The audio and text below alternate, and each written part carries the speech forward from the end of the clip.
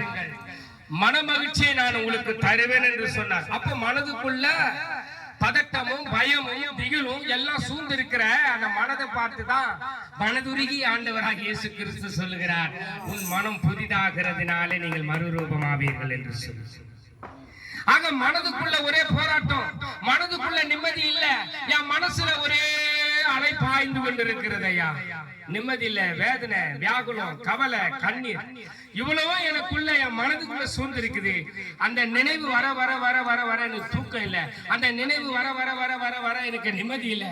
அதுக்குள்ள இருக்கிற அந்த மனதை மாற்றுகிறவர் தான் என் ஆண்டவராகிய இயேசு கிறிஸ்து. மாற்றுகிறவர். அப்ப மாற்றுகிறவர்னா நான் சொன்ன பாருங்க, அவர் நேற்றும் இன்றும் என்றும் மாறாதவர். மாறாதவர் மாற்றுவார். மனிதன் மாற்றுவேன் என்று சொல்லுவான், மாற்ற முடியாது. ஹல்லேலூயா.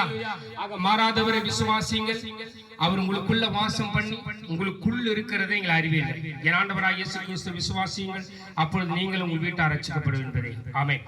தொடர்ந்து